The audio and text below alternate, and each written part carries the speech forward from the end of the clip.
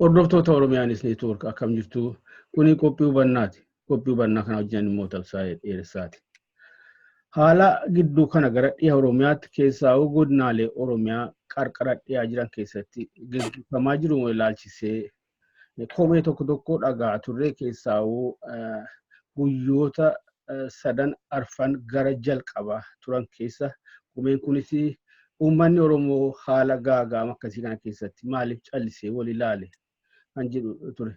Kanumaan iyyuu wanni kun haala akkasii kun keessaa haala waggoota 5-6 darban haala tumsa takkaa mul'atee hin beekne sanaan faallaa ta'een amma maaliif dhugaatti uummanni kun callisee wal ilaale maalirraa ka'e laata kana uumuu keessatti immoo eenyu fa'aa yookaan maaltu gahee akkamii taphachaa ture laata kan jedhu kana wajjin wal qaqqabatan dhimmoota tokko kaafnee waliin mari'achuudhaaf keessummoota lama qabannee dhiyaannee jirra.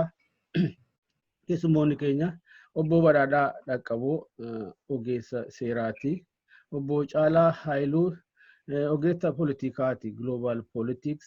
Naachis immoo Oromoota qaroo haala biyya keessa jirutti dhiyeenyatti kan hordofan keessaa nama tokkodha. Miidiyaalee hawaasaa kanattis aktiivli hirmaata. Isin akkan wal turtan kabajaan isin gaafachaa gara maree keenyaatti dabarraa. Keessummoota keenyaa hunda dura yeroo keessanii baay'ee galatoomaa isin jechuun barbaada maqaa Oromiyaanis Neetwoork maqaa sagantaa hubannaatiin. Atis galatoomnu affeeruu keetiif ulfaadhu. Isinis warri ONN hedduu galatoomaa obbo Tasfaa. Egaa kan tuttuquu yaale haala hamaatiyyuu haala gaagaama guddaa qabsiisaa jirtu keessaa haala iyyuu jireenya guyyaa akka malee gufachiisutiyyuu kanneen akka telefoona fa'aa intarneeta fa'aa iyyuu jiruu haala sochii uummataa ittisu geejjiba fa'aallee kan affeekti godhatiyyuu dhiha Oromiyaatti keessaa godinaalee Oromiyaa gara qarqara dhiyaatti dhiyaatan keessatti gaggeeffamaa jira. Sababuma quunnamtii munciturraa kan ka'e gaagaama qabaa jiru iyyuu gadi fageenyaan hubachuun hin danda'amne kana keessa iyyuu komee gaasinis gurraa qabdu maali uummanni keenya yeroo akkasii kamaaf callisee wal ilaale callisee taa'ee wal ilaale meerre diddaan mormiin duris meerre kan jedhuti iyyuu dhaga'amaa ture haa ta'u guyyoota lamaan asaanan kana kaleessa kanarra kana darbee haaluma amma tokko ija guutuuni mormii sagalee mormii dhaga'amaa mul'achaa jira. Ammallee garuu akkasa duratti beeknu miti. Kanumaaf iyyuu wanni kun maalirraa madde laata? Haala akkamiitiin kanarra gahuu dandeenye? Kana keessaa immoo haala kana uumuu keenya eenyutu iyyuu harka gahee akkamii qaba laata kan jedhu waliin ilaalanneeti. Sana dura garuu otuma yaada kanarratti wal arguuf baallama qabannee jirru labsiin tokkos baheera labsii haala to'annoo meeshaa waraanaa jedhu የጦር መሳሪያ ሰኑ ሱኒ maqicha akkasa ta'u malee keessaa meeshaalee aadaa uummata Oromoo biratti aadaadhaan beekaman hedduuyyuu maqaa dha'ee jira. Obbo Badhaadhaa waan kana dhiyeenyatti gadi fageenyaan ilaaltee ta'eetan amanaa mee gabaabsiituma wanti kun maal fakkaata akeeka akkamii qaba laata keessaa'uu wal dhabdee walitti bu'insa diddaa naannoo Oromiyaatti mul'achaa jiru kana keessatti otoo dubbannu immoo tarii kana hojii wal qabata ta'een beeku warri qaama sadaffaas warri mooraa Oromooti ala ta'an kamtu mootummaadhaan yoo ala ta'an iyyuu biyyattiin Oromiyaan kunii fi uummanni kun warra giddugala jeequmsaa ta'eera jechuutti jiru gidduu kana wajjin wal qabataa laata akkamitti ilaalte gabaabsiituma nuu kaa'e. Hayya galatoome gaaffii bareedaa yeroo na gaafatte guyyaa kaleessaati I think paarlaamaan labsii takka kan raggaasise labsii to'annoo meeshaa waraanaa kan jedhu labsiin kun to'annoo meeshaa waraanaa biyyi Itoophiyaadhaa durqamarraa kaasuudhaaf arma dura labsii bara Haayile Sillaasee labsiidhaa miti qajeelfama takkatu jira qajeelfama bara Haayile Sillaasee 1952 baatee haala meeshaa waraanaa ilaalchisee bu'uura qajeelfama sanaatiin namni kamiyyuu meeshaa waraanaa bifa kamiyyuu hidhachuu danda'a. Hidhatee ammoo eeyyama poolisii dhaqee gaafachuu danda'a. Poolisiin ammoo eessaa fiddee akkami fiddee osoo hin jenne meeshaa waraanaa bifa kamiyyuu eeyyama laatuu fi qabaa kan jedhu. Labsiin kun ammoo namoonni eeyyama baafachuudhaaf akka danda'an jajjabeessuuf qabee inni meeshaa waraanaati jedha. Meeshaa waraanaa jechuun wanta rasaasa tufu, rasaasa fudhatee wanta rasaasa tufu meeshaa waraanaa jechuun addunyaa hundi qabeettu isa kana. Egaa kun kan jedhaa jiru kan bara Haayile Sillaaseeti. Hamma guyyaa kaleessaa seeruma kanatu jira jechuudha. Seera bara Haayile Sillaasee. Haayile Sillaaseen sirni Dargii, sirni Nugusaa ka keessa baheeyyuu meeshaa aadaa kana hin dhorkine. Guyyaa kaleessaa ammoo meeshaa aadaa eboo mancaa waan akkasii kana qabachuun yakka dhorkamee jira jedha. Egaa asirratti wanni nuti xiinxalluu dandeenyu hin jira. Aksesii poolisiin qabdu biyyoota guddatan keessa yookaan biyya biraa bilbiltee jennaan poolisii qaamni nageenyaa daqiiqaa 5tti daqiiqaa 2 gidduu fa'aa si dhaqqaba. Rakkoon tokko uumamee jennaan daqiiqaa 2-3 jidduu si dhaqqaba. Biyyoonni akkasiyyuu meeshaa waraanaa suuqiidhaa dhattee bitta. It's no big deal. Suuqiidhaa dhattee kasittoolee bitattee deemtaa kun ajandaa miti. Meeshaa waraanaa baay'ateef ammoo yakki hin dalagamu. Biyya keenya ammoo sabaaf sablamnoonni hundi hidhatanii jiru. Oromoo waan hin taane jecha. Oromoo duwwaadha harka qullatti kan du'aa jiru. Gondar deemte aadaa isaaniiti, Maqalee deemtu aadaa isaaniiti. Oromoo wanti inni qabu albee shunkurtiin muratan, mancaa, eboo. Inni kun tokkoffaa meeshaa waraanaa hiikaa jedhurra nu geessisu. Meeshaa waraanaa jechuun wanta rasaasa tufu. Egaa guyyaa kaleessaa mancaa yakka jedhanii jiru. Akkamitti kun fudhatama wanna qabu miti. Mootummaan kufaatii irra jiraachuu nu garsiisa yookaan ammoo namoota akkamittu seera baasa, namoota akkamittu biyya bulcha isa jedhu achirraa hubachuu dandeenya. Bineensa waan ofirraa ittisuun dhorkuun seera qabeessa godhanii dhorkuun baay'ee rakkisaa fi hamaadha. Namni yoo gajaraa qabatee yakka dalage ta'ee yakka sanii hin gaafatama. Kanaan alatti ammoo meeshaa akkanaa formaal gootee waan qara qabu jedha. Waan qara qabu jechuun albee shunkurtiin muratanis seerri dhorkee jira jecha mana kee keessa kaayachuun. Inni kun ulaagaa seerattiin baasanis hin guutu. Ulaagaa meeshaa waraanaas hin guutu. Egaa kanuma jechuu dandeenya asirraati uummanni keenya kanaan adda bahuu hin danda'u. Ammoo seera yoo baaftu seera riyaalistik ta'e ta'uu qabu. Seera fudhatama qabu. Hawaasa san keessatti opereet gochuu danda'u. Amma seera jedhanii wanti isaan baasanii baacoo yoo ta'e malee hawaasa keessatti applied ta'uu hin danda'u yookaan ammoo raawwii irra ooluu hin danda'u. Mancaa uummata irraa guuruu hin dandeettu. Eboo uummata irraa guuruu hin dandeettu. Cuubee uummata irraa guuruu hin dandeettu. Aadaadha. Garuu yeroo waggaa tokko qaba transition period jedhanii egaa wanta akkanaa kanneen baasuun mootummaan kun sodaa akkamii keessa akka jirtu duwwaa achirraa hubannaa jechuudha. Dhimmootni kuuwwan gamee garuma fuulduraatti deemnan jedhee yaada. Gaariidha. Waan inni irraanfanne tokko heera sabara dargii tumame sanayyuu dhugaa dubbachuuf diimokiraasiin yeroo sana wayya fakkaata. Bakka adda addaatti kanillee naannoo isaarraa fagaatee jiru bakka jirutti fakkeenyaaf amma barataan ture yuunivarsiitii akka irratti mari'annu godhamee waan adda ta'e waan addatti uummata Oromoo qofarra xiyyeeffate tokko quba qabaataniin beeku. Fuutii tokko holii seeraan dhorkaadha kan jedhutu kaa'ame. Poligami kan balai gabicha nidan seeraan dhorkaadha kan jiru keessa kaa'ame yemmuu ilaallu bitaas mirgas olis gadis mulaallu kan tokko ol fuudhu seera amantiidhaan ala kan amantiin jedhuun alatti aadaa isaatiin durumaanu bara kaakayyoo abayyuu keenyaarraa kaasee ammayyuu regardless amantii isaa kiristaanis ta'e musliima kan tokko ol fuudhu Oromoo duwwaa ta'ee argame. Kun maaliif iyyuu barbaachisee jennaan lakkoofsi uummata kanaa yeroo hundayyuu ishuu ture. Piroojeektii garaagaraas akkanatti baafatan dubbatama. Piroojeektii baayoloojii involvii godhullee akkamitti lakkoofsa uummata kanaa kana bakka ni jirti qabna kan jedhu.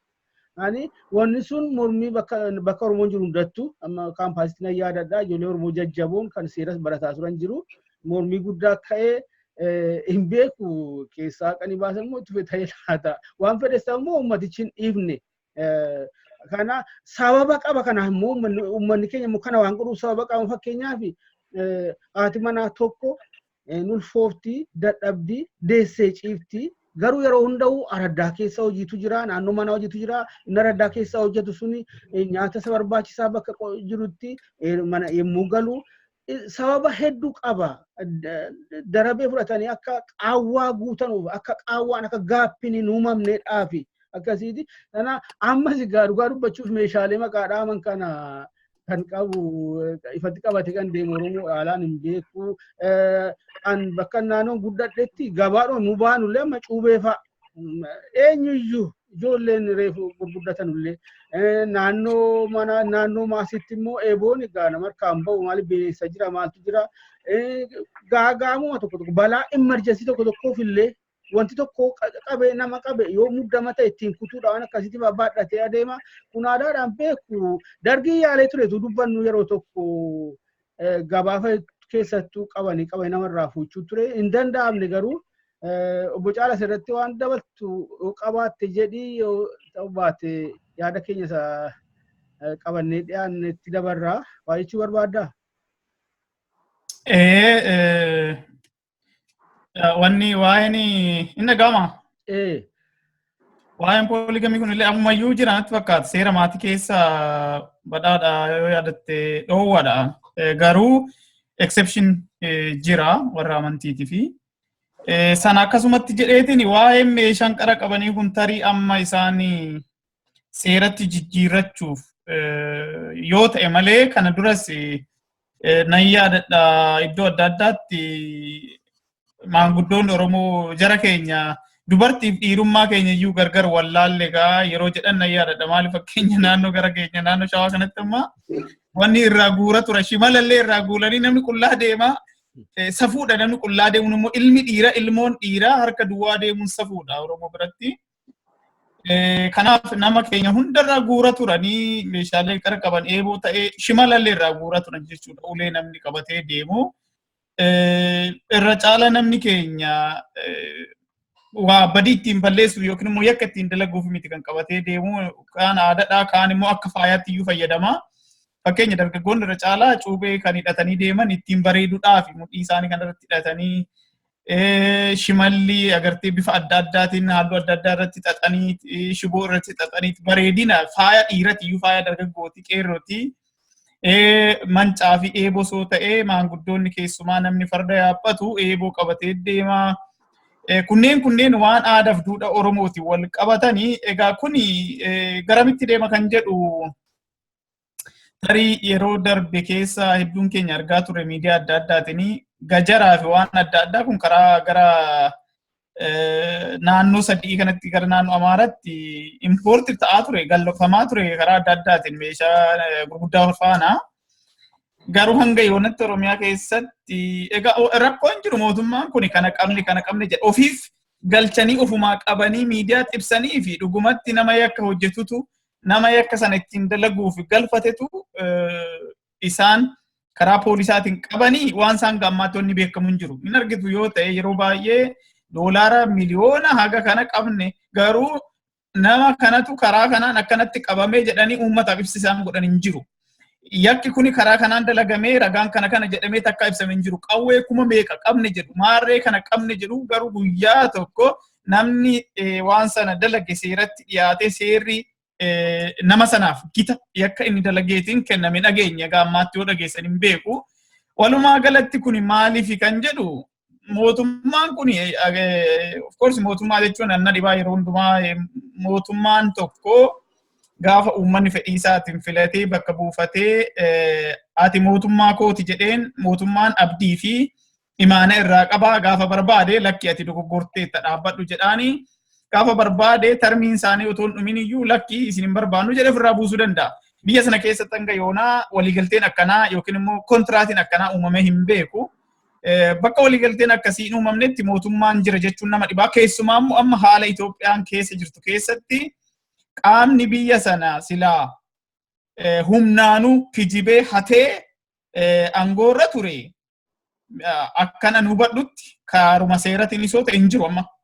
Maaliif sirni silaa paartiin biyya sana bulchituun aangoon silaa karaa kamiinuu haa ta'u harkaa qabaachaa turanii hamma caamsaa dhufu kanatti kan bulchuu qaban diigamee paartiin biraa ijaaramee paartii biraatu biyya sana bulchaa jira. Baay'ee addunyaa kanarratti adoonnoo biyyi haala akkasii muuxannoon akkasii biyyi tokko Awurooppaa kana keessa turteetti biyya kam akka ta'e hin beeku. Waan akkasii muuxannoo akkasii tokko hin qabani. Kanaan ala garuu seerri akkamii akka isaanii ayyamamuuf hin beeku. Tokkoffaa mootummaadha jechuun nama dhibaa jecha walumaa galatti iyyuu. Murni tokko gareen tokko wal ta'ee I think jechi koloneel Gammachuu ibse suni akka gaariitti isaan gita daldaltoota fi qubattoota inni jedhe sun dhugumatti kan ibsudha. Jara kanatu walii galanii sirna isaanii ta'uu uummachaa jiran jechuudha. Sirna ittiin biyya sana akka barbaadanitti bituu danda'an, cunqursuu danda'an, addunyaan immoo kan harka dhooftuuf biyya nagaan hin jirre keessatti nagaa uumman jedhanii bakka itti badhaasan biyya nagaan hin jirre keessatti ministeerri nagaa akka addunyaatti uumamee jiru keessatti wantoonni deeman hundumtuu tokko diraamas fakkaatu dhugumatti biyyi sun garamitti deemti. Hireen uummata biyya sanaa akka waliigalaatti maal fakkaata keessattuu immoo kan uummata Oromoodha addatti uummata kana karaa hundumaan qopheessanii salphisanii duwwaatti hambisanii iggitii tokko malee yookiin immoo waanuma inni ittiin ofirraa of tiksuuf illee qabu qullaa godhanii qawweedha. Qawween qabu meeshaalee aadaa Oromoo meeshaa inni silaa akka aadaatti illee ittiin boonu fi qabatu ittiin miidhagu ittiin faayamu irraa guurratanii qullaa taasisanii uummata kana akka barbaadanitti yeroo barbaada waan barbaadan gochuuf kan deeman fakkaata. Kanaan ala hiika biraa waan qabu natti fakkaatu. Baay'ee seerri waan baay'atee fi biyya tokko keessatti nagaan hin uumamu. Na yaadadha konstituushinii yookiin immoo heera Itoophiyaa yeroo barannu biyya konstituushinii hin qabne qabdu caala biyya konstituushinii hin qabne biyya garuu waliigaltee qabdutu caala jedha. Kanaaf biyyoonni baay'een addunyaa kana keessatti biyyoonni konstituushinii yookiin immoo heera hin qabne jiru. Garuu biyyoota nagaa dimokiraasiin keessatti dagaagee waliigaltee fi wal dhageettiidhaan bulantu jira. Kanaaf seerris ta'ee heerris bahee pirogiraameshin adda addaa bahee is nothing homaa wanni uumu hin jiru. Garuu in favor of interestii mootummaa sanaa yookiin immoo dantaa warra aangoo harkatti qabatee biyya sana akka barbaade gara barbaadetti oofuu barbaadan sana guutuudhaaf kan bahudha jechuudha malee dhugumatti uummanni barbaadee fedhee akkuma badhaadhni jedhee uummanni wanta akkanaa kun nurraa haa dhaabbatu wanti akkanaa kun seera nurraa eeggitamu jedhee iyyatee yookiin immoo itti marii godhatee miti jecha. Kanaaf qaamni garuu gara barbaadetti waan barbaade oofuu barbaadu yeroo adda addaatti labsiis ta'ee seera baafataa jechaadha. Kanuma malee wanni biraa hin jiru. Gaariidha. Obbo Badhaadha gara keessan fagaamee qabxii keenya isa guddaa sanatti deebinaa. Haalli kun ifatti dhugaattuu kan yaaddeessu isa ammaa kana qofatu hin taane gara fuulduraattuu tokkummaan uummata kana waamanii wal ga'uun walii birmachuun kun laafachuunsa baay'ee addisaadha. Innumti amma itti jiramu kun iyyuu immoo hagam akka adeemu hin beekamu jalqabanii dubbannu warri qaama sadaffaa mooraa sadaffaa warri mooraa Itoophiyaa kun gammachuudhaan dhaadessaa jiru. Ifumatti miidiyaa irra ta'anii egaa jalqabdee baay'ee gaariidha. Amma xumura ga'utti akka irraa hin deebine kan jedhamtu jiru. Turtee jalqabdee ta'a gaariidha. Itti fufi amma xumuraan geessutti warra farra tokkummaa biyya keenyaa ta'an kan nama balleessutti kan jiru jira. Yaaddessaadha. Dafee utuu fagoo hin adeemin waan sirrachuu qabu fakkaata. Maalirraa maddi callisanii wal ilaaluun kun intummoo gahee akkamii keessaa qaba laata?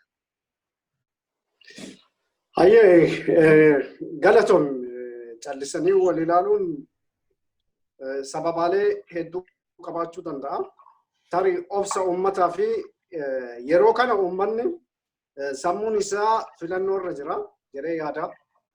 Filannoo irra maaltu dhufa haala dhaabbileen Oromoo kun itti waliigalaa jiru uummanni keenya gammachuu qaba. Diinatti ammoo inni kun ammoo naasuu guddaa horee jira. Wantoota ta'aaran kana konsentreshiniin uummata keenyaa haaluma dhaabbilee siyaasaa Oromoo gara filannoo irra jira. Konsentreshiniin isaa jechuudha. Maaliif humna qabu hundaan gabroonfata waggoota hedduu ofirra taa'e kana egaa karaa kaardii ofirraati maqsu. Osoo sammuun uummata kanaa kanarra jiru Jawaar gara paartii KFO yookaan ammoo Dr. Mararaa hoogganamutti dabalamuun dhaabbileen Oromoo gara tokko dhufuun uummanni keenya tokkummaa barbaada beeki. Tokkummaa irratti baay'ee uummanni keenya xiqqaa guddaan miliyoonni 50 yookaan 60 jechuu dandeenya. Waa'ee tokkummaa kana gafedhu uummanni biyya keessaa dhaabbileen Oromoo gara tokko dhufuu barbaadan kana emotional ta'a. Sammuun isaa jalaa hatama tokkummaa barbaada waan ta'eef. Yeroo dhaabbileen Oromoo akkana gara tokkummaa dhufuuf Oromoon tokkummaan akka baasu hin beeku. Rakkoon nu qabnu rakkoo tokkummaati gaafa tokkummaan fudhatamte eenyuyyuu uummata Oromoo akka barbaadetti addaan mancaasuu hin danda'u. Uummanni keenya sammuun garas faca'eera natti fakkaata. Gammachuu garasii qabaa uummanni keenya gara tokko dhufee dhaabbileen siyaasaa gara tokko dhufanii isa kana qabaa. Opportunity kana fayyadamanii carraa kana fayyadamanii uummata gara lixaatti addaan qoodanii discriminate godhanii neetworkii kanas irraa cabsanii waraanatti oofanii uummata qotee bulatti lolli jiru kamiyyuu lola godina takkaa yookaan ammoo uummata naannoo takkaati miti. Lola sirna nafxanyaa Minilik du'ee fi Oromoo jidduudha lolli jiru kun. Kanaaf gara godina takkaatti fudhachuun gaarii natti hin fakkaatu. Uummannis akkas yaadee hin jiru. Kan biraa immoo obsa ta'uu danda'a. Kana booda immoo maaltu dhufa ka jedhu walumaa ilaaluu deemnaa jechaadha. Gaariidha. Obbo Caalaa karaa miidiyaalee hawaasaa kanaanis yaaddoo sitti dhaga'ame ibsachaa turte tanan laalaa. Egaa kun jalqabarraa guyyoota 3 arfan duraa kana jenneerraa kaleessa kana har'a kana sagalee tokko tokko dhaga'aa jirra. Keessaa naannoo dhaabbilee barnootaa fakkeenya hamma yuunivarsiitii Haroomayaa innumtuu mooraa dhaalayyuu bahee baadiyyaa keessa dhangala'ee uummannis itti dabalamee ijoollee warra qawwee jalaa qabamuu jalaa dheessitu kana fa'aa gulgaa kennuu hawaasaadhaa ba'anii amma Shaashamaniitti dhufanii naannoo Jimmaatti kana argaa jirra. Atoo maal argite maalirraa madde laata? Haaluma duraan hin beekneen callisanii wallaaluun kun maal shira wayii keessa jira karaa warra jaarmanii poolitikaa karaa warra biyya bulchanuuti mul'ate jira. Waan kana irratti beektaan baay'een barreesse waggaa darbee barreesse hedduusaa almost gara artikilii 6 barreessee jira. Laali dubbiin gaafti bade dubbiin gaafa Oromoon bilisoomeedhanii labsan bade dubbiin Oromoo burjaajessaadha saba keenya sabni akka sabaatti gaafa waan tokko tole jedhee fudhatee isa sana gallakkisuuf yeroo itti fudhata waan fudhate sana gallakkisuudhaaf sochiin qeerroo bilisummaa Oromoo adda bilisummaa Oromootiin godhamaa ture akka waliigalaatti uummanni Oromoo guutuun godhaa ture. Maal ture maali fedhiin keenya maali galiin keenya maali eessa gahuudhaaf qabsoo kan goonu fakkeenya fi namni baratu tokko maaliif barata maal ta'uu barata barattoota baay'eetu kutaa tokko keessa jira barattoonni hundumtuu garuu fedhii tokko hin qaban hundumti isaanii fedhii adda addaa qaban garuu kan baratan fedhiin tokko kan isaan wal fakkeessu maali hundumtuu beekumsa horachuuf baratu beekumsi sun garuu gita adda addaatiin eenyu tajaajiluuf uummata san deebi'anii tajaajiluuf jecha. Uummanni Oromoo gaafa qabsoo sana qabsoon kuni qabsoo bara dheeraadha. Qabsoo baay'ee hadhaawaa keessa ture Oromoon. Qabsoo hadhaawaa kana itti wareegama ulfaataa guutuu itti kaffalaa ture dhaloonni hedduun itti kaffalaa turanii wareegama kanatu dhufee xumurarra ga'uuf gaafa jedhu dabsanii Egaa as keessatti itti gaafatamummaa qaamni fudhachuu qabu jaarmiyaaleen Oromoodha akka waliigalaatti itti gaafatama qabu. Mootummaan silaa gaa inni mootummaa jennuuni okay inni isaan keessa qooda qabu dabaa fi shira kana keessatti akkasuma rogeessitoonni keessumaa kan Oromoodha gaafatama guddaa fi seenaan borullee kan yaadatu itti gaafatamuudha qabu. Miidiyaaleen keenya fi miidiyaaleen immoo gitaa yookiin immoo kan Habashoota maal afarsaa turan Oromoo gidduutti miidiyaaleen keenya Oromoo akkamitti hubachiisuu barbaadan. Maaliif miidiyaan kun yoo dubbatu eenyutti dubbata kan jedhudha. Miidiyaan jalqabayyuu silaa miidiyaan saba tokko otoo addunyaa kana keessatti baay'isoo miidiyaan niwutiraal ta'e hin jiru addunyaarra. Maaliif miidiyaan tokko poolisiin inni hordofu dantaa jalqaba itti dhaabbatanii fakkeenya ONN miidiyaa eenyuti? Miidiyaa Oromooti. Miidiyaa Oromoo eega ta'e dantaa Oromoo baay'ee ni miinsi kompromaayiis hin godhu jechuudha. Dantaa Oromoo tiksuuf hanga ta'etti niwutiraalitii hin qabu. Maaliif dantaa Oromoo irratti eenyu wajjinuu marii keessan galchu jechuudha. Oromoo jidduutti garuu niwutiraal ta'ee dhiyeessuu qabacha.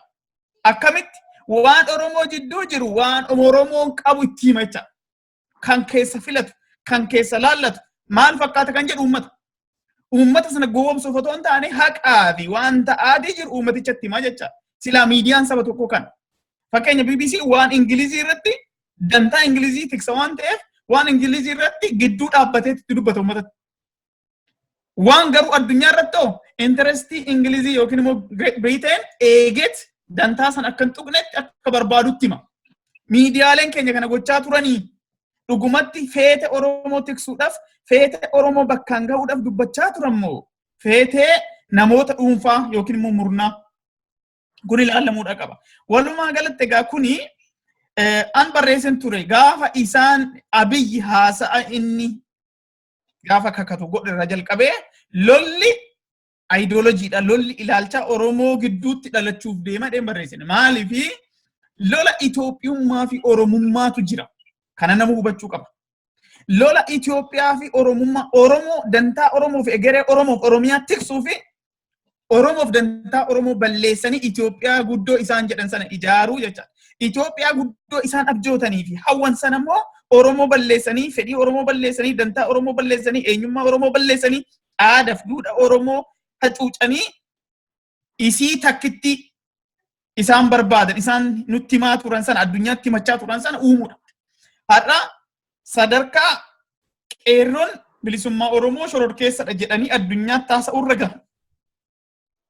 Kana keessa mootummaan harkaan qabu. Kanaaf walumaa galatti ritoorikiin haasa'amaa ture, ololli karaa adda addaa himamaa ture, Oromoon akka waliif hin birmannee jala bultiirra turan jechaadha. Waan mijeessituun adda addaa karaa adda addaatiin deemaa turte jechaadha. Keessumaa afaan nama biyya sana bulchuurraa Abiyyirraa ba'aa ture guutumatti baay'ee waan diinummaa Oromoo walitti hadheessuu haasaan nama sanaa guututti argite nama dhugumatti raacitii Oromoof Oromummaa keessa jiru miti. Yaani jechuun eenyummaa isaa hin beeku haasa inni haasa'u qofa laala. Haasaan suni waan Oromoo walitti tichuu fi dantaa Oromoo walitti fidu caalaa Oromoo gargar fageessaa akka inni ofitti waloo nuti jechuu caalaa ani akka inni jedhu gochaa kan turedha. Ani gaafa jedhumoo ani Wallagga, ani Jimma, ani Arsii akka inni jedhu malee ani Oromoodha akka inni jedhu kan godhu hin turre guutumaa guututti. Kana keessatti qoonni inni haasa'aa ture hundumtuu dhiibba mataa isaa qaba. Jaarmiyaaleen karaa adda addaa dantaa dhuunfaadhaan ijaaraman uummata keessa faca'anii ala kanatti summii adda addaa bukeessa turan bukoo isaanii fudhatanii galanii uummata keenya summeessan, uummata keenya hadheessan. Ganda keessatti afoosha maarreedha ijaaranii hundumtuu ritoorikiin isaanii mammaal jechuudha.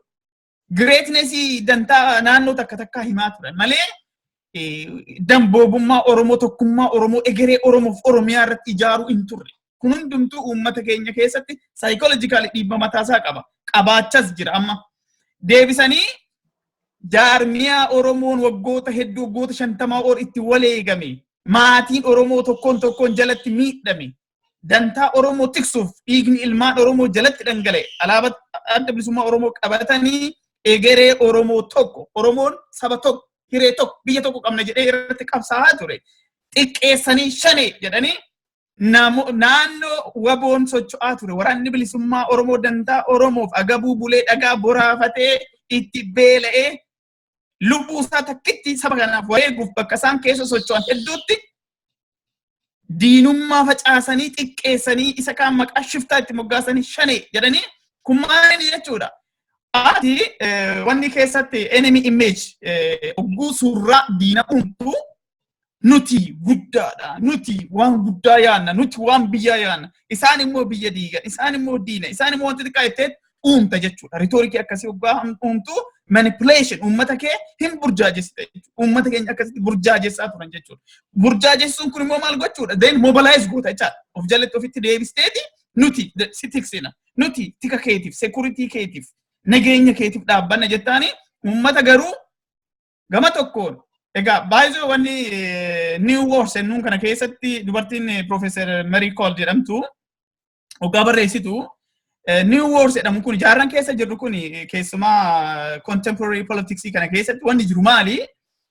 Identity politics dha kan deemaa jiru amma globalized kan ta'aa jiru identity politics. Identity politics keessatti dantaa waloo irratti xiyyeeffata sabboonummaan dantaa waloo saba tokko irratti. Warri kana attack godhan yookiin immoo dhahan garuu kana cabsuu barbaada. Kana cabsanii glorious isaan barbaadan sana kan eenyummaa saba tokko yookiin immoo saboota garaagarummaa qaban kan garuu wal faana jiraachuuf garaagarummaa isaanii amananii fudhatanii maaltu tokko nu godhaa irratti mari'atan sana cabsuu barbaada jechuudha. Walumaa galatti kan ta'aa ture kanatu saba keenya keessatti bulee uummanni keenya gara kibba Oromiyaatti Booranaa fi Gujii keessatti waggaa dhumu waggaa araatti seentii waggaa har'aa iyyaadatta yoo ta'e akkasumatti Wallagga irratti labsiin guddaan labsamee lixa Oromiyaa keessumaa Wallagga lixaat fi qallam Wallaggaa irratti waraanni guddaan hanga rasaa wanni xayyaara labsanii uummata keenya dhahaa turan. Dubbanni hanga ammaatu ammayyuu wayya xiqqoo tokko amma at least maaltu jira jechuudha uummatichi xiqqoo dammaqaa jira jechuudha. Lakki wanti kuni nu akka Oromootti dabareedhaan nu dhahuufi kan jedhu yoo xiqqaate barattoonni Oromoo dammaqanii no jechuuf jiran jecha. Inni akkasii kun itti fufee Oromoo walitti deebiseeti gara tokkotti luuccessuuf deema. Gaariidha kun. Maaliif jennaan garaagarummaan Oromoo jidduu hin jiru. Kan garaagarummaa uufuu barbaadu baruu namoota murna wayii jalatti dhokatanii baay'ee yeroo inferiority complex itti dhaga'amu maal taate beektaa murna tokko jala baqachuu barbaada. Wanni booksi tokko keessa seenteeti achi keessa mul'achuu barbaada. Kanaaf namoonni akkasii namoonni inferiority complex qaban yookiin immoo complicated ta'an xixiqqoon waan xixiqqoo yaadan saba kana keessatti yakka adda addaa uumaa turan corrupt ta'an wantoota akkanaa kan uumaniif jibbiinsa Oromoo jidduutti facaasaa dantaa isaanii jala golgatanii barreen gaddaa walalootu kun barreesse Daawitii seenaa kan jiru maaliif Daawitii seenaa tokko kitaaban 2010 barreesse irratti barreessin ture. Daawitii seenaa lammaffaa kan jiru barreesse maaliif bara Minilik gaafa silaa Minilik Oromoo tuulamaa irratti bobba'ee gullallee maarree kana fixu otoo silaa obbolaansaa kan maccaa gamasiin obbolaansa gamanaa immoo ijoolleen ituu hin bannaa ijoolleen sikkoo mandoo ijoolleen sabboo goonaa ijoolleen jiillee dhufanii birmatanii fi hin dhahan ture hin callifame achumatti iyyuu galaan dhahamaate abbichu immoo eenyu jala gore diina wajjin hiriireeti Oromoo dhahe. The same thing uummanni kun gaafa dhahamu karaanni banamee fi arsii irratti duulamee arsii waggaa 7 guutu dhaabbatee gaafa lolu warri kaan taa'ee ilaala ture. Deen warri kaan immoo humna qabaannee waan kana defend goonu waan ta'eef surrender gochuu qabna harka kennuu qabna harka kenna. Har'a gaa Oromoon inni sabboonummaa isaatiif dhaabbatee dantaa Oromoo egereetiif dhaabbatee lolu yoo akkasitti kan dhumu ta'e warri kaan immoo callisan yoo ta'e calii calanqoo irratti uummanni keenya dhume suni har'a dhaabbatee hin callisa yoo ta'e sababiin isa bira hin geenyeef hin jiru. Oromoon dhaabbatee of laaluudha qaba. Dantaa Oromooti malee namni qehee takkittiif lolu hin jiru. Kana beekuu qaban. Egereen Oromoodha hiree Oromoo irratti ijoollee isaa irratti kan dhaabbatteedha. Oromoo wal faana ta'e keessumaa barattoonni qeerroon Oromoo wanti wareegame beekuu qaba. Wanni itti wareegameef maali? Maaltu deebi'ee fi callise? Har'a immoo maaltu deema jira kan jedhu dammaquu qaba jechuudha. Paartiin isarratti ijaarame kun viijinii isa mul'anni isaanii maali? Maal gochuu barbaada? Maal gochuuf Oromoodhaaf? Wantoota xixiqqoo calaqqistuudhaan uummati keenya gowwoomee gabrummaan taane jalatti deebi'uu hin qabu. Jaarmiyaaleen Oromoo ani actually nama violation itti amanu miti violate nama nagaati garuu namtichi Tranquility jedhamu beektaa waan philosophy warra Ameerikaa kanaa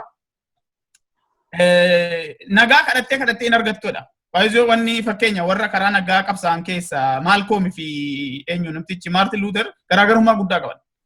Malcolm nama hadhaawaadha maaliif uleen sun irra bu'eera mataa isaatii irratti. Martin irra garuu uleen hin buune. Maaliif inni warra privilege family keessa dhalate abbaan isaa wanni mana barumsa gaariitti baratee guddate. Namni suni garuu nama outcast ta'ee darbamee roorroon akka malee tammaate waan ta'eef garuu isaan immeejii isaa hadheessu fedhanii inni musliima waan ta'eef jedhanii isa hadheessa turan. Agartee maatiin isaa haa ta'uuti nagaan qaamni siin gitu tokko si wajjin taa'ee si wajjin haasa'uu yoo danda'e qofa uumama. Bakka qaamni tokko anatu siif nagaa sii tiksa waan ta'eef ati dhaabbadhu bakka siin jedhutti nagaan hin jiru. Waliigalteen siin jiru. Nagaa argachuudhaaf humni wal madaalu wal gituu qabachuudha. Kanaaf Oromoon humna hin qabne isaa humna isaa qixaasessee akka hin taanetti caccabuurraa jabaatee dhaabbatee nagaan kan uumamu filannoos kan inni gochuu danda'u yoo nagaan inni barbaadu sun harka isaa keessa jiraate qofa. Qaamni biraa nagaa sii kenna jechaati filannoo gaafa barbaade immoo filannoo wanni isaan kana uumaniif bare filannoomti kun iyyuu hin deemu shakkisiisadhaan akka kootti namanu maaliif preconditionii uumaa jiranii beektaa.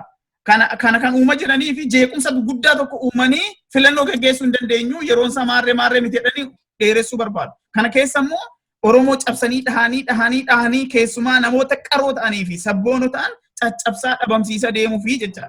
Kana Oromoon sirriitti dammaquu qaba. Barattoonni Oromoo bakka jiranii wal dammaqsanii wal ijaaranii noo lakkii jechuu qaban jecha. Gaariidha. Fakkeenyuma gaarii tokko sillamaan dhageessanii gurraa qabdu isaan amana torban 2-3 caalu naannoo Fantaalleetti uummata dhaloota 2-3 caalaa jenereeshinii 2-3 caalaa jaalalaaf wal ta'iinsa daangaan qabneen jiraachaa ture walirratti kaasanii namoota 3tu bakka sanaa miidiyaatti dhiyaate dubbataa ture waan nama ajaa'ibu. Takkaa wal dhabdeen akkamii yoo jiraate takkaa meeshaa dhuka'ee nama ajjeesu walirratti kaafne hin beennu. Ani hedduun gaddeefa wantaalletti wanni ta'e suni karrayyuu fi ituu gargar baastee ilaaluu hin dandeessu. Ani achi dhaqee yeroo meeqa namoota maanguddoota ituu fi karrayyuu wajjin taa'ee eebbanaaf kennaniiru. Dhugumatti jaalala isaan jidduu jiru akka gosa lamaa osoo hin taane akka gosa tokkootti baay'ee integrateedha uummata wal jaalatu. Uummata sana jidduu seentee akkasitti borcuu yoo dandeesse waan itti dhufu Oromoo yaaduu qaba. Waan gaarii kaafte Oromoo yaadachiisuuf. Isa irratti maal ta'e namoota sadiitiyyuu miidiyaatti dhiyaatee dubbachaa ture. Yoo hammaate dullaan alatti akka meeshaa dhuka'ee wal ajjeesu walitti kaasee hin beeku. Amma maaltu ta'e kanayyuu aadaa duraan ture sanatti hundaa'anii maanguddoonni gamalachuudhaaf iyyuu walitti dhufanii haala kana dhaabuudhaaf bobba'ani. Si'a 2-3 irra deebi'anii warri bulchiinsaa warri aangoorra jiru kaabineonni isaanii dabballoonni isaanii turaa amma miti. Ammas irra deebi'anii yaalu turaa amma miti. Maal jechuudha kuni hagamitti tarii gaaga'ama isaan arguu barbaadan tokko kan extentii mataasaa qabu tokko jira jechaadha. Amma wanti sun gahutti haa turu akkas jedhamee uummanni kun wal ajjeese akka malee haalan barbaachine baay'ee waan gaddisiisa. Kun aanaa tokko naannoo xiqqoodha kuni kan biraa bakka biraatti kan waan ta'e otuu dubbannu kun hundumtuu waan waggaa 28 darban kana baratamedha. Exactly tooftaa istiraatejii taaktiika ihaadee. Iyyaadanna akkuma mootummaa cimsaa sana naannoo Arsiitti badhaadhaa kana sirriitti beektataa. Uummanni Oromoo uummanni Amaaraa amma kan baay'ee bilendi godheetii waliin jiraata walitti buusani. Ani jaarsummaa dubbatamu irratti argameen ture miidiyaa mootummaa keessa hojjedha yeroo sana televezyiinii kiruu wajjin deeme waan gartuun lamaan ka'ee dubbatu imimmaan isin buusisa. Nuti takkaa Amaara Oromoo waliin jenneen beennu nuti Arsii waliin jenna. Haaluma wal fakkaatuun naannoo Jimmaatti naannoo Saxxammadhaaf tokkotti uummata xiqqaa warra Yeemii fi uummata Oromoo walitti buusanii.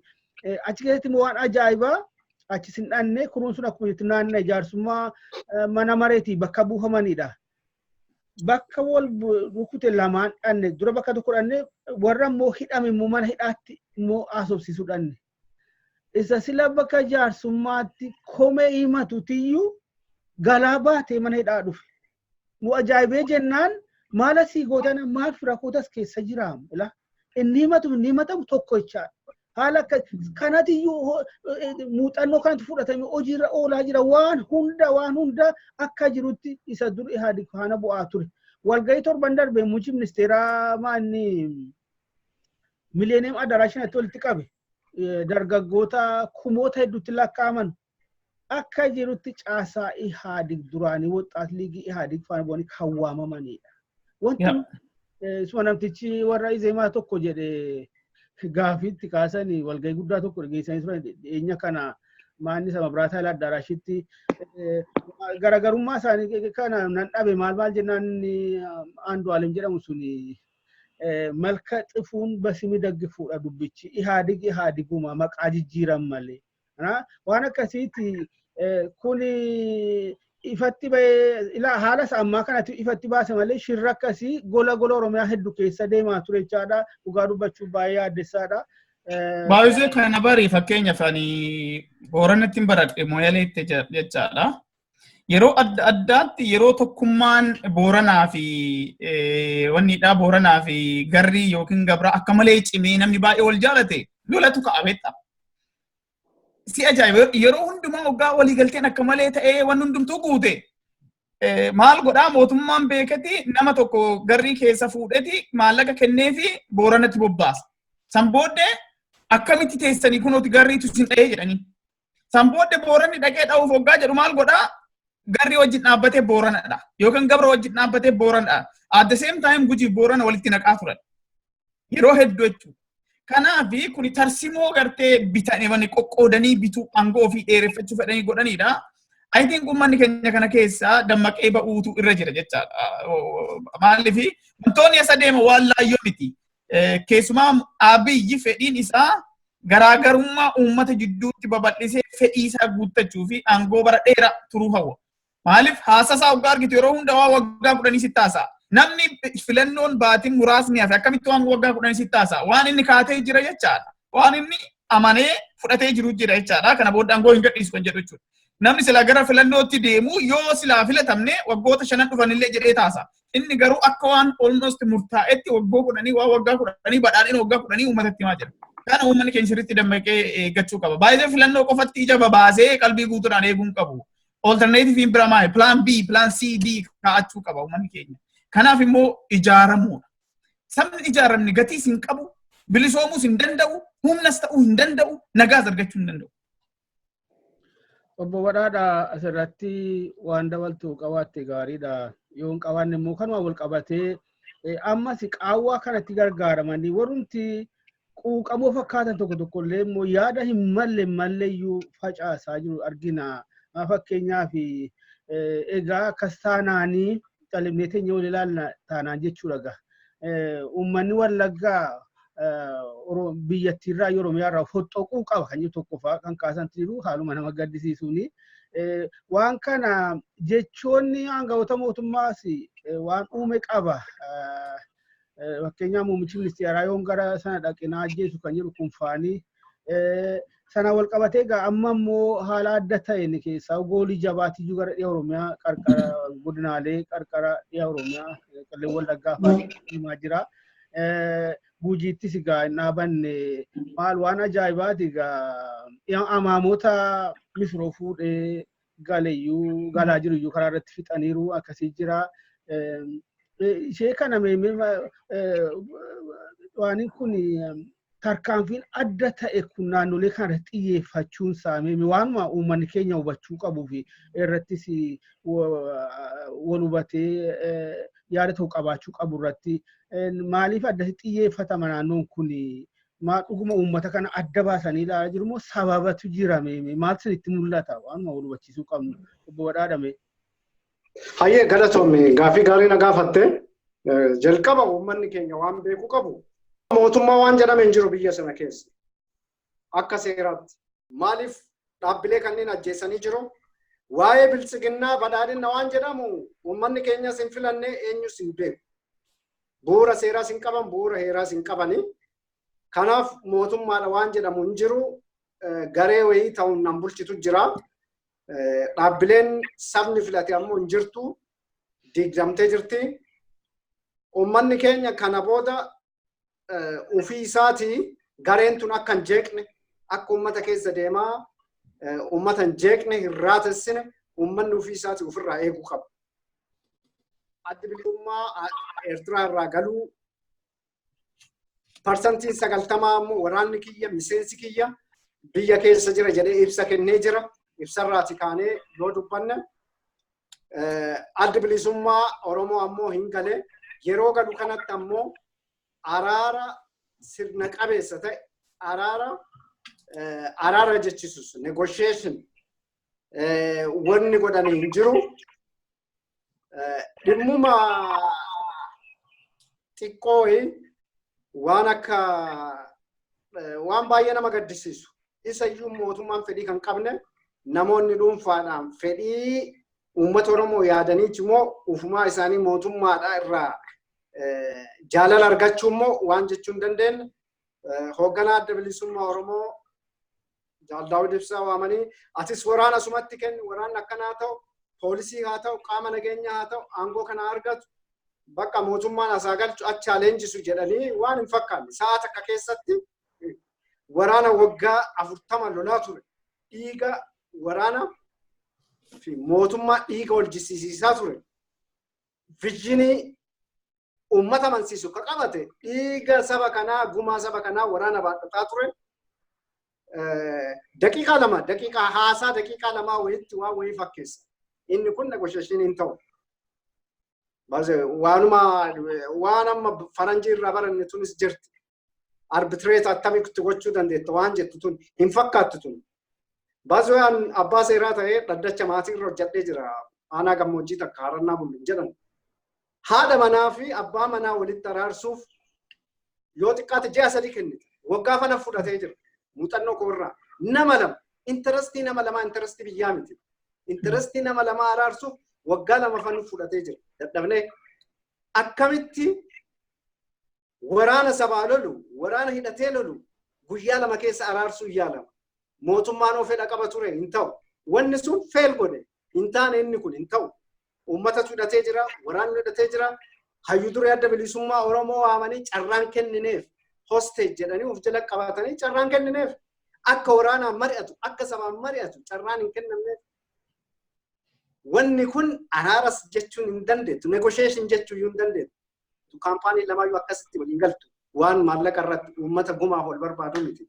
So wanni kun fail godhe, baay'ee fail godhe. Haala deemuu barbaadu saniin hin deemsifne. Yeroo sanatti gareen addaan citee hafee jira. Maali amma sababaa laaluu qabna. Sababaan ijoollee kanaa sababaa reasonable ta'e, sababaa fudhatama qabu, sababaa amansiisaadha. Nuti arginuudha. Uummanni qawwee baadhatee bosona keessa shamuu barbaadeen jiru.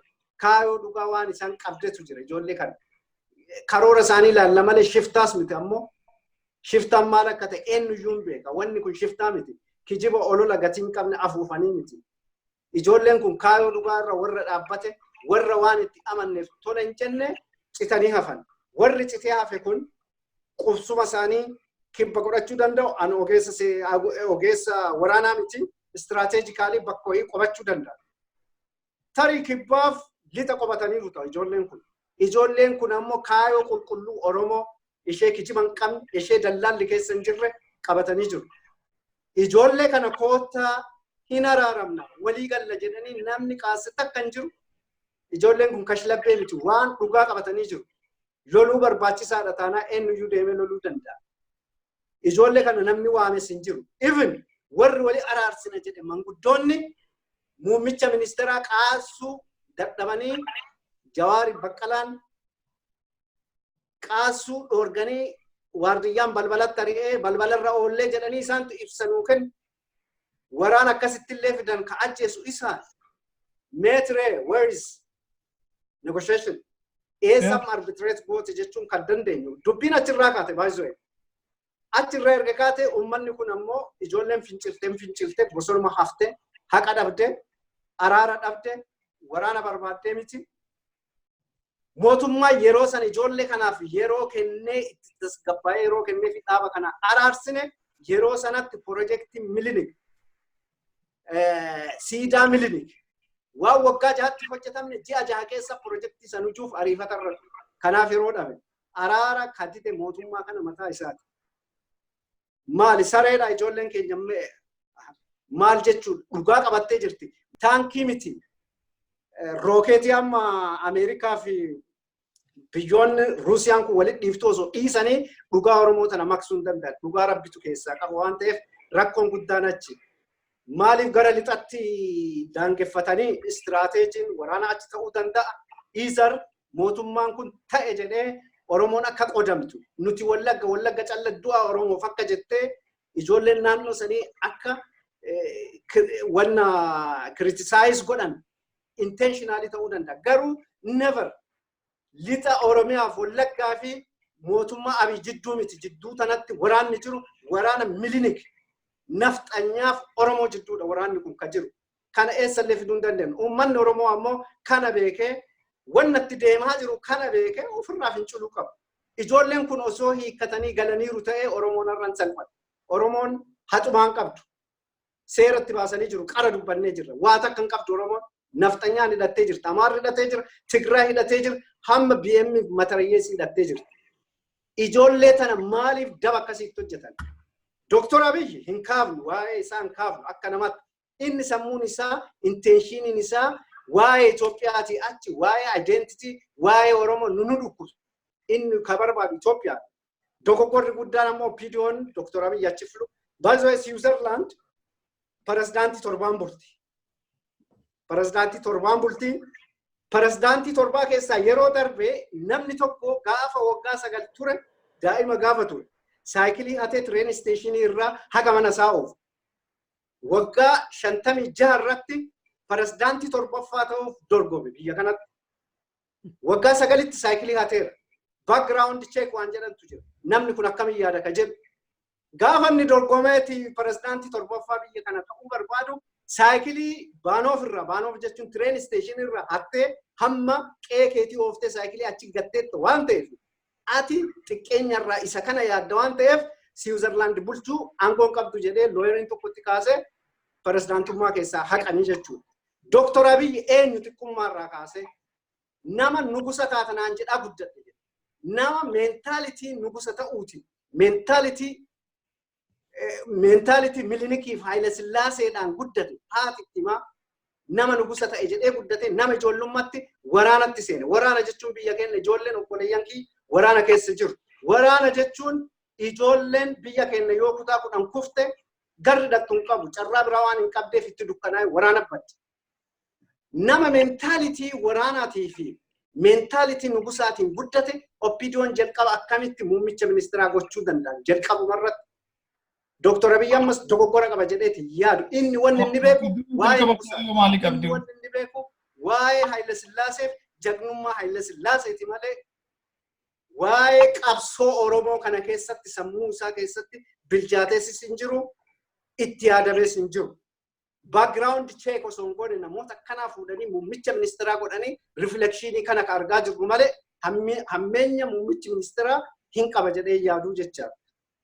Kanaaf wantootni ta'an kun baay'ee nama gaddisiisaa lixa irrattis ka ta'aa jiru waa'ee warra lixaa duwwaa miti waa'ee wallaggaa duwwaa osoo hin taane waa'ee qabsoo Oromoo kana Oromoo irratti duula baname kana kanaaf uummanni keenya of eeggannoodhaan ilaaluu qabaa jechaadha wantoota deemaaran kana. Gaariidha obbo Caala gara keetti dhufame kanarrattis waan dabaltu qabaatte keessaa goloonni kun lamaan maaliif addatti irratti xiyyeeffatame dhuguma akka komee dhiyaatu kana addaatiin ilaalame sababuma mataasaa sababa haala bobbaa haala qubsumaa kana hojii kan qabu wal qabatee dhalaata isheetu jedhiti walumatti qabi immoo keessaa abbaan dhimmaanni guddaan qeerroo bilisummaa Oromooti ati immoo gartuu kana wajjin wal sidhannaa jabaa qabda dhaamsas immoo kan irra caalaatti uummata kanas immoo kan gaayid gochaa tures kan dura bu'es immoo karaa agarsiisu irra caalaatti gartuu kana isaanis dhaamsa qabdu akka xumuraattu. Baay'ee gaariidha Tasfaayee. Laali qabsoon Oromoo danqaalee fi gufuulee baay'ee qaban. Isaan keessa haalumti teessuma lafa Oromootii fi seentariin yookiin immoo giddu galeessa aangoo impaayera Itoophiyaa mataasaatti rakkoo tokko. Lammaffaa baay'inaa fi haalli qubannaa uummata keenyaa rakkoo lammaffaadha. Sadaffaa sirni biyya sana qabatee jiru mataasaatti Oromoo wajjin walqunnamtiin inni qabu rakkoo biraati. Arfaffaa fi shanaffaan ilaalcha Oromoo jidduutti yeroodha gara yerootti deemaa jiru. Keessumaa illiit jennuun kana isaan godhanii fi gama gamaan godhan kun hundumtuu rakkoo mataasaa qaba. Waa'ee teessuma lafaa yoo kaafne fakkeenya fi Tigraay fi Oromoo wal bira qabnee haa laallu. Maaliif lachuu qaama biyya impaayera Itoophiyaa kana jala waan jiraniif. Tigraay sochiin qabsoo otoo ka'e kallattii tokkotti gara kibbaatti deemuu jecha. Maaliif giddugaleessi aangoodha kan jiru gara kibbaatti isaaniif Tigraayiif. Na hubattaniittu maaliif giddugaleessi aangoo Finfinnee jira Oromiyaa keessa jira. By any means eenyu haalolu Finfinnee dhuunfatuu qaba namni biyya sanaa bulchuu barbaada. Oromiyaa gaafa funnu Finfinneen gidduu Oromoo jirtan dhuura Oromiyaati. Haala akkasiitiin qubannaan Oromoodhaa kaaba kibba baha lixa. Dhugaa jirtu walitti dubbachuun gaariidha. Har'a woboon akka waggaa 10 waggaa 15 duraatii miti yookiin immoo waggaa 5 durayyuu miti. Humni isaanii wal darbuu danda'a, bobbaan isaanii wal darbuu danda'a, tarsimoon isaanii hordofa wal darbuu danda'a. Maaliif haala bakka jiran sana irratti hundaa'a waan ta'eef naannoo keessa socho'an keessatti naannoon topoogiraafii yookiin immoo haalli teessuma lafaasaa aanja'ina inni qabuuf hin qabne keessatti jechaadha. Haalli uumera kana. Haalli yeroo uumera jechaadha. Kanaaf diinni maal barbaadama? Lolli Gujii fi mootummaa Itoophiyaa gidduu qofa akka ta'etti. Lolli Wallaggaa fi mootummaa Itoophiyaa gidduu akka ta'etti balballoomsa jechuudha irra deddeebi'ee. Miidiyaan dhugaa kana yeroo hunda himu waa'ee jedhanii kaan nuti Oromoo miti maaliif isaan qofti kan jedhu uumuu barbaada jechuudha uummata keessatti akka kun rifleektiin akkasii qomu. Gama biraatiin namoonni naannoo kanaa ba'a waa'ee only we waa'ee as nuti nu qofti maaliif dhumnaa kanas uumuu barbaada simpaatii akkasii. Gaafa kana uumuu qaama 3-4tu ol bahee dubbachuu barbaada. Qaamni tokko akkas taananii maaliif nuti qofti nan arga waan tokko miidiyaa irratti haasa'uun illee gaarii hin ta'u jira miti waan akkasii hin uumnu nuti yoo. Kuni kallattiidhaan waan diinni keenya barbaadu jechuudha. Maaliif they need to break us.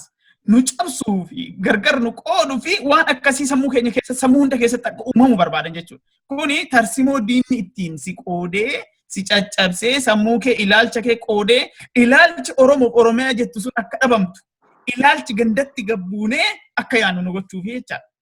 Kanaaf qaamonni kana balballoomsan tokko diina tokko immoo qaamota qulqulluu akkanumatti aariidhaan itti dhagahamu kan dubbatu jira jechaadha. Qaama kana lamaantu dubbata. Qaamni jidduu kana deemee immoo si'eessituun katalist.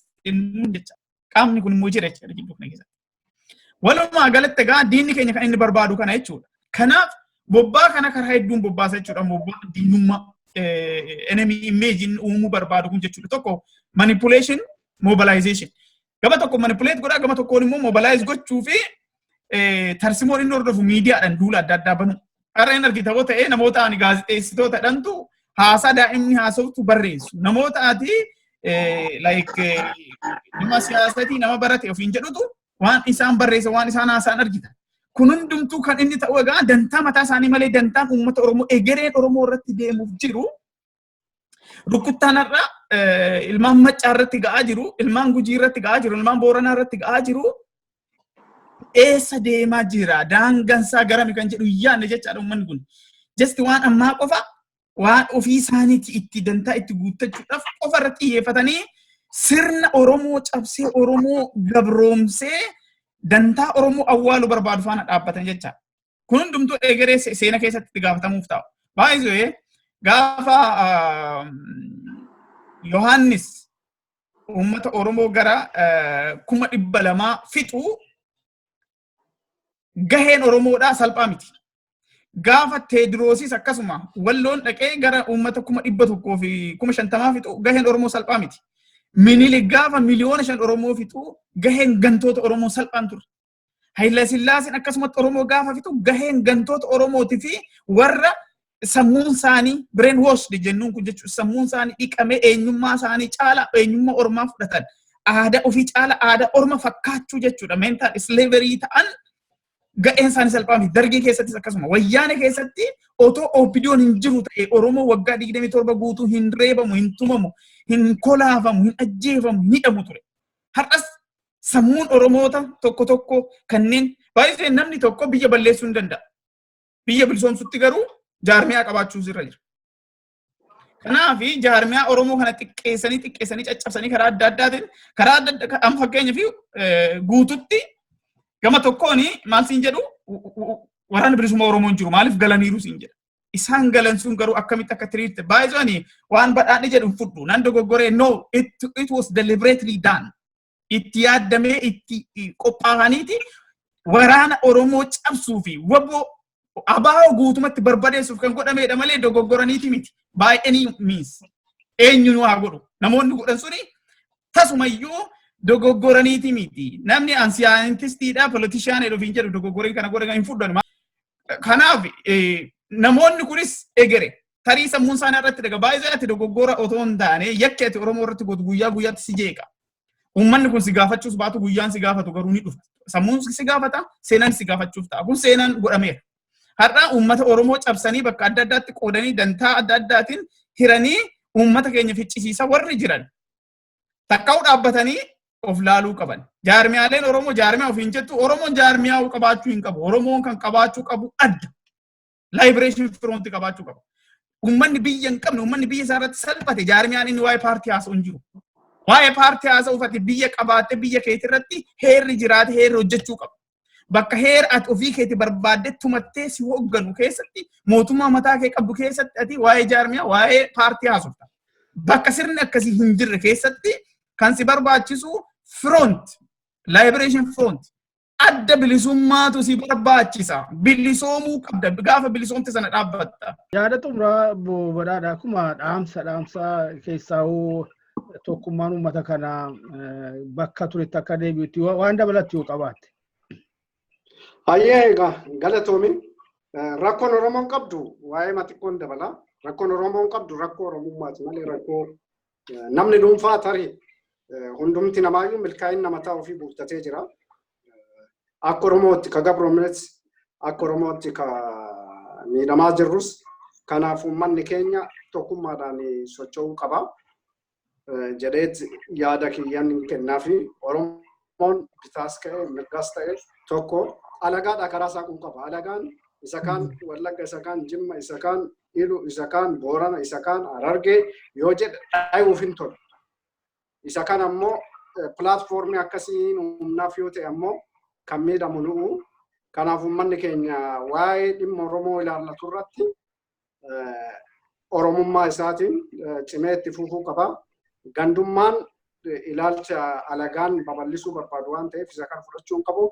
Wanta kamiyyuu mootummaan kun fudhachuu danda'u mormiidhaan jala dhaabbachuudhaan falmatee mirga isaa kabachiisuu qaba. Lammaffaa jidduu kanatti uummata keenyatti akka daraatti kan himu qeerroon kanan beeku waa'ee bilchiginnaa waa'ee jedhu kana dallaalli brokers warri jennuuf settlers Kolonel Gammachuun jedhee jira. Biyya kana hoogganaa kan jiru kana jara kana brokers jechuun uummata miliyoona keessaa nama 2 yookaan nama 3. Nama xiqqoodha wamaa isin faayidaas miidhaas hin qabdu. Dallaalli dallaala waa'een qabsoo Oromoo kun ittiin dhagayamu. Waa'een seenaan saba Oromoo seenaan abbootii keenyaa kun ittiin dhagayamu. Tarii wanti isin gammaduu ni dandeettu dallaalli brokers warri jennuun wuskii duddusanii fi something suuraa yoo OPDO wajjin kaate isaaniif gammachuu ta'uu danda'a. Bakka fiilingiin viizhiniin guddaan isaanii sanirra waan dabartuu miti uummanni keenya kanan fudhatan jedhu waan akkanaa kanneen bira taruudha obsumaan Egaa kana keessa taranii ammoo uummata keenyatti baacuun barbaachisaa miti. Waan qabatamaa irratti hin taane kanaaf uummanni keenya tokkummaadhaan deemuu qaba. Abbaa fedhes ta'ee jennaan abbaa fedhes baay'ee maastarchii qabatee marzii yookaan summii uummata keenya daandii uummata keenya qabsoo isaa hamleetu kun hin deemsisa yoo ta'e PhD ta'ee herreega biraati jechuudha. Inni kun hin deemsisu. Waanuma xiqqoo ishee asirratti waan hubatamuu qabu tokko dabaluudhaaf dhimmi istiraatejii, dhimmi daannoo, dhimmi quubsumaa kun akkuma jirti ta'ee waan carraa argadhee ijaan argee mirkaneeffadhe tokko yeroo 92-93 dhaabni mootummaa ce'umsaa keessaa bahee humni waraanaa mooraa garaagaraa ture kanas karaa adda addaatiin faffaca'ee inni kan bakka dhaqe hundattuu waraanaan dhaabbachaa waraanaa walitti bu'aa jechaadha. Hedduu isaanii qabamanii mooraalee waraanaa adda addaa galanii turanii sana keessaa tokko Diddeessaa waraana qofa miti suni dabballootaa fi uummatas deeggartoota miseensota 20,000 ol jedhame. Egaa anis akka sana keessaa tokko ture Finfinneen ture Finfinneedhaan qabame geeffame. Carraa argadheen ture miseensota waraanaa hedduu wajjin keessaa immoo bakka itti hidhameyyuu immoo funaananiitii warra akka hoogganaa kana warra akka ajajoota sadarkaa garaagaraa kana turanii Oromoon takka argeen jiruu isaanii malee takka nama tokko Oromoo sana keessaan argillee achitti arge fakkeenyaaf uummata Oromoo Matakkal jira jechuudha. Oromoo Matakkal takka argeen beeku achitti garuu naayyaadha maqaa isaa guutuu wajjin Xilaahuun Garbii kan jedhamu maqaa masoo Goojjeedhaan waamu. Innuyyuu immoo just waraanatu hin taane ajajaa waraanaa sadarkaa Cibraatti sadarkaa Shaalaqaa jechaadha. Yeroo qabamu lola keessatti qabamee ijji isaa tokko boombiidhaan dhahamee badeetu qabamee kan walloon argeen hoogganaa waraanaa ijoollee Lubaaboo sadarkaa waraanaatti kan jiran nama Kadir jedhamu tokko waayyaa dadhaban keessa kan waliin turre jechuun daayivarsiidha. Oromoon naannoo kamii waraana sana keessa hin jirre hin jiru. Amma inni koornerii tokkotti walitti dhufanii dhimma quubsumaa sana dhimma daannooti bakka itti gatatan qabaachuudha. Otuu dubbannu maali sochii dhumtii qabsoo kun keessaa sadarkaa hidhannooti koorneroota kanatti kan jalqabame. Kanaafuu uummanni naannoo sanaas akkamii caalaa aksasii eenyuun dura gara bahattis akkasii. Booda kana keessa moolaama erga karaan bahaa kun cufamuu jalqabe karaa dhiyaas gama Sudaanii wajjin rakkoon uumamuu jalqabe immoo gara kibbaatti uumame. Kanarraa kan ka'edha malee waboonni jechuun inni duris irraas hubannoon jiru ilmaan Oromoo bakka hundaayyuu uummata isheef qabsaa'uudha. Maal jaalmarroon mataan isaa Oromootiin kan inni qabsoo deeme Finfinneetu barataa jiruti. Kan isaa hojii jiran kan yuunivarsiitii keessa isaa hojii jiran kan naannoo gara biraa hedduutu jiru kan waliin itti makatan waan akkasiiti kanuma fa'aa hubachuu qaba uummanni keenya malee inni aleellaan kun xiyyeeffatee si'ana qofa ta'ee ijoolluma Oromoo hundaatu keessa jira. Inni immoo alaala jirus immoo analaaloo taa'ee ilaaluun kun sirrii miti karaa danda'een walii iyyuu. Sagalee wal dhageessuun baay'ee barbaachisaadha. Yeroo muddama akkasii kana keessa hedduu dabaluu barbaade. Isin lamaanuu yeroo keessanii baay'ee galatoomaa isiniin jechuu barbaada maqaa Oromiyaanis. Obbo Tasfaa dhiifama yeroon dubbadhu tarii emotional ta'ee yooni waan tokko isin jalaa balleesse naaf galchaa. An jaarmiyaan hin barbaachisu bakka itti jedhe tarii namni akka hin taanetti akka nan hubanne jaarmiyaan sabni tokko jaarmiyaan qabu taananuu gatiin qabu. Jaarmiyaan karaa kamiinuu barbaachisaadha. Namni ijaaramuu qaba karaa itti fakkaatuni. Garuu jaarmiyaa saba keenya miidhu jalatti ijaaramee saba keenya miidhu hin qabu. Uummanni gabrummaa jala jiru immoo akka waliigalaatti karaa hundaan of ijaaree dantaa tokko jalatti akka Oromootti Oromoon hiree tokko qaba, biyya tokko qaba, egeree tokko qabna. Kanaaf kanatu nu baasa kanaan deemuun baay'ee barbaachisaadha. Keessumaa qeerroon bilisummaa Oromoo dhaloonni irbuu baannu kuni dantaa Oromoo karaa kamiinuu tiksuudhaaf akkuma kanaan dura wareegama guddaa kaffalaa turan har'a ijoollee wareegama guddaa kaffalaa turan kanneen mana hidhaa keessatti dararamaa turan har'as mana hidhaatti deebi'anii mana hidhaa keessatti dararamaa turan jiranis. Kanaaf ijoolleen Oromoo bakka jiru maal keessa jirra egereen keenya maal ta'uuf deema kan jedhu aktiif ta'anii sirnaan hordofuutu jira hordofuu qabu. waraanni bilisummaa Oromoo jalqabayyuu waraana bilisummaa Oromooti. Waboon kanaaf inni kibba jiru tarii ijoollee giddu galeessatti dhalatti ijoollee harargee ba'aa Oromiyaatti dhalatti ijoollee lixatti dhalatti ijoollee lixa jiranis akkasuma kan kibbatti dhalatan kan kaabaatti ol keessa jira akkuma ati jette garuu haalli qubsumaa fi tarsimoo dahannaan naannoon aanja'ee fi bakka itti qubatanii itti guddatanii fi wal bobbaasanidha. Kanaaf qabsoon keenya sadarkaa hamtuurra jirti. Yoo jabaanne fiixan baanna. Yoo laafne akkuma ammaa kana garuu gartuu egeree Oromoo dukkaneessuu barbaadan jala deemna ta'e egereen keenya dukkana. Kanaaf akka dukkanatti hin deemne ifatti bahuuf qabsoo jalqabne galmaan gahuu qabna. Isinis galatoomaa sagalee uummata Oromoo waan taataniif. Galatoomaa irra deebiitanii maqaa Oromiyaanis neetwoork macaa sagantaa hubannaatiin ogeessa teeknikaa keenyaa Nuuree Sabaa wajjin baay'ee galatoomaas jechuun fedha nagaa ta'aa nu jiraadha.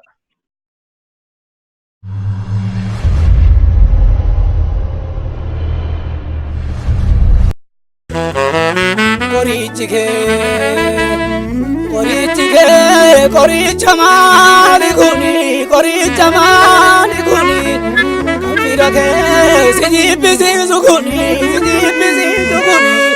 kana lagaa si jaalachiisu kuni Oromiyaa biyya koo tonni lafee dani jaare biyya dhaloonni dhiigan dabaale osoo nabdi daseegu dhugaa bittiidhamte naare ilma jechuun ilma habbaatti ba'e dhuma gatiin qabu yoo dabeessa ta'e.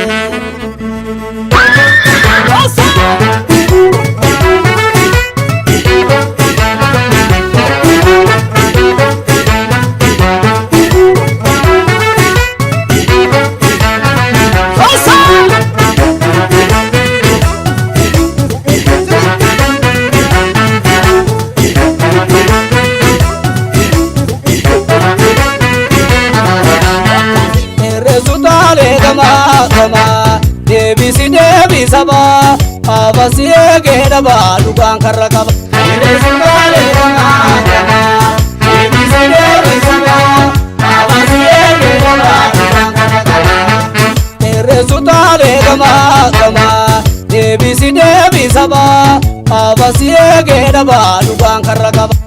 Sutaalee gama deebi saba abasiye geeda baalukaan karra qaba.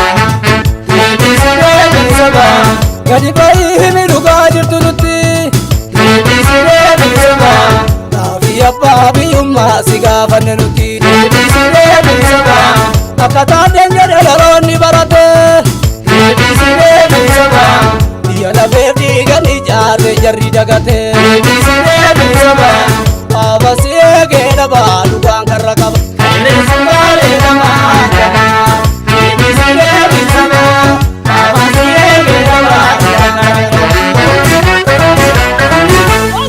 Jagoota maaloo goota sabaaf lobo biyya hambaa keetti alagaan hin dhaalu. Jagoota maaloo goota sabaaf lobo biyya hambaa keetti alagaan hin dhaalu. Yaakiroo kairobaan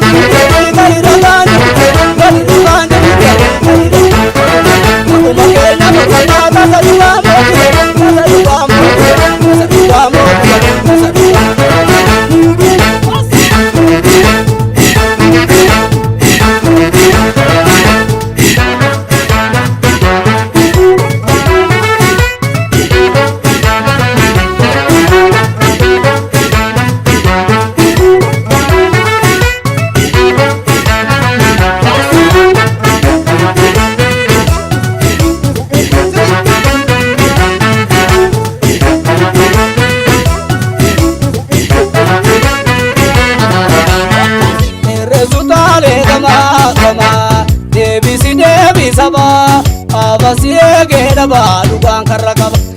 Sutaalee namaa kana deebisiree saba abasiye geeda baalukaan karra qaba. sutale gama gama debisi debisaba abasi egeda ba dukan karagaba sutale gama gama debisi debisaba abasi egeda ba dukan karagaba debisi debisaba debi egana dukan yutuiba debisi debisaba debisuri dukapsoni tiwa debisi debisaba Esatumba nalota sobani Ebisi debisaba Gori famle mbulu burte panelusi Ebisi debisaba Abasi egeda ba lubang karakaba Ebisi debisaba Ebisi debisaba Abasi egeda ba lubang karakaba Jago tamado Otar sababu Dia hamba keti ada garin alu jago tamalo kota sababu dia hamba keti ada garin alu ya kero kai roban kai roban aku makin nama kena tasa dua